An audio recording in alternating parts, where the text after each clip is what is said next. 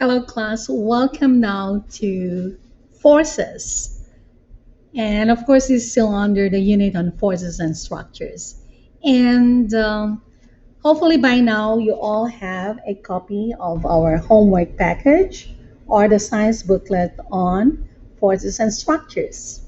So, this is on page 29, as you can see it from there. And on that page, okay, we have some empty boxes there that you need to fill out. So it says here on forces, what do we have for forces? So a structure, you've just done structures parts 1 and 2, right? So a structure has forces acting on it all the time. A structure must be able to resist the forces acting on it without collapsing. So here, forces can be static. So that's the first word in that first box. Or it could be dynamic. So when we say static, that's stationary. Static forces are usually forces caused by the weight of the structure and anything which is permanently attached to it. Now, dynamic, as the word implies, it's moving, right? So the dynamic forces are caused by things such as wind, waves, people, and vehicles. Now, well, if you Google on the types of forces, you might come up with something like this. Like it can be contact forces or interactions between objects that touch, like if you have an applied force, a spring force, right? A drag, frictional force, normal force, or it can be non-contact forces, or this can attract or repel even from a distance. So common forces in mind can be magnets. They do have what we call magnetic forces. So electric force, gravitational force. So, or this is now a very simple definition for what is a force. So you can say it's a push or it can be a pull. And with paper airplanes, you know this very well, but let me remind you again of the four forces in an airplane.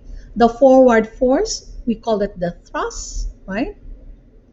And the backward force would be a drag, can be caused by the wind or some elements of nature. Now, the lift, right, is provided by the wings of the plane. And of course, its own weight or the gravitational pull that can be the fourth force on an airplane. Now, on page 30 of the booklet, you can go there now and you can fill in the boxes there. Of course, you can always pause and record the words as you listen to this video, okay? So, under natural forces or phenomena, I have here some examples: tornado, hurricane, earthquake, tsunami. And you have here the definition. So, violent rotating winds, that's a tornado, similar to the concept of a cyclone, right? Hurricane, a storm with violent wind and heavy rain. Or in some countries in Asia, we can think of typhoons, right? And it goes by level, like typhoon number one, number two, number three, number four. Earthquake, a sudden violent shaking, right, of the ground caused by tectonic plates moving underneath the Earth's surface, or it can be tsunami, a long high sea wave, right? Just like in Japan, right? Even the Philippines, and even Vancouver, right? Any place that's on coastal lines, right? Or you have a big body of water there surrounding that island or that place. So these are all natural forces or phenomena. Now we also have what we call as internal force. So in a building or in a structure, there would be tension, that can happen: compression, torsion, sometimes we use the word torque, and then bending. So we will have a discussion of this shortly. But enough to say that when you say tension, it's a pulling force, it's compression, it's a pushing force, torsion, a turning force, bending, a force that causes compression on one side and tension on the other. And then, of course, external force. It can be a live load, objects that carry a load, natural forces. Let's say a big crane maybe accidentally hitting the side of a building that can cause its collapse, or a dead load also. Now, this is on page 31 of your booklet. So I hope you get into this, right? And we'll discuss the 5 types of forces here, okay? Now, feel free to draw anything. You can even Google on how it looks like. When you say compression, what does it mean? So definition, what is it? So it's a force that squeezes or presses something together. So towards the center, right?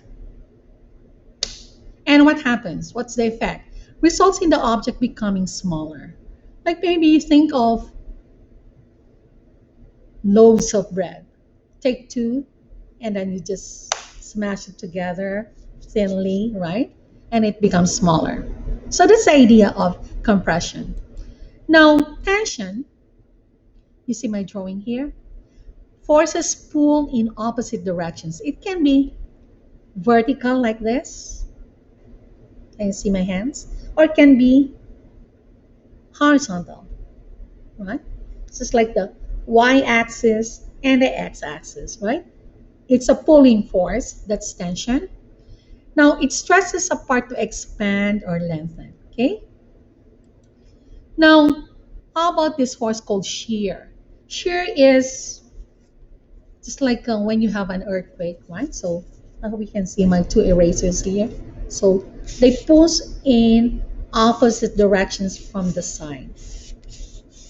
Or we can also say the effect would be, there would be that sliding effect. Can be vertical, why not? It can also be this way. Or diagonal. Where is my diagonal here? Yeah, can also be that way, okay? Now, another kind of force would be torsion, okay? So a force that twists and it results in rotation, okay? So it's also a force that pushes in opposite direction, okay? And torsion is another kind of force, right? A force that twists results in rotation and also bending, right?